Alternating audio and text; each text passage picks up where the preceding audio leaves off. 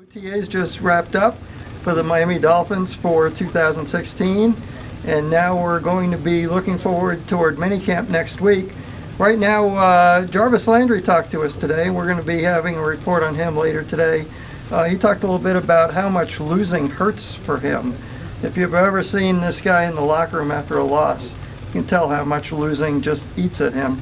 He also talked about work he's doing this offseason with Antonio Brown and, of course, his good buddy Odell Beckham Jr.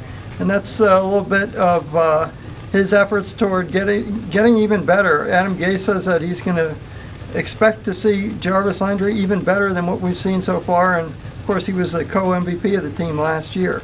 Andrew, what do you have cooking? Well, I'd say, if you look at OTAs the last few weeks, what we keep hearing about is the offensive line. And, it's one of those, on paper, this should be really good. You got 4 first-round picks. Laramie Tunsil obviously dropped to the Dolphins this year. You're hearing things that should be one of the better offensive lines in the league. Look, believe it when you see it. They've given up more sacks than any offensive line since Ryan Tannehill has been here. But certainly there is reason for optimism if they stay healthy. Everyone seems to think this is a pretty good offensive line.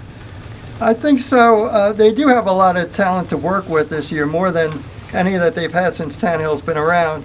But let's not forget, it takes time for an offensive line to come together. They have to know what each guy is doing next to them.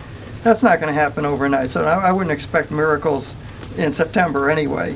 One guy who we haven't talked about yet, for good reason, because he hasn't been here, safety Rashad Jones. He's the other guy who was co-MVP last year.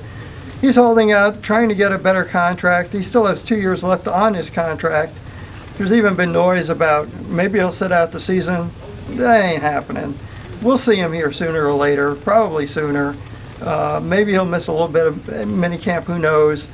Possibly a fraction of regular training camp. But let's get real. He's going to be here. Plus, you got to remember, too, if he sits out, even next week, mandatory minicamp, you're talking he loses $76,000. So, it's a gamble. He wants some more guaranteed money. But we'll see. The Dolphins certainly need him this year. He was one of the better players last season. How much are you going to lose if you're not here next week, Andrew?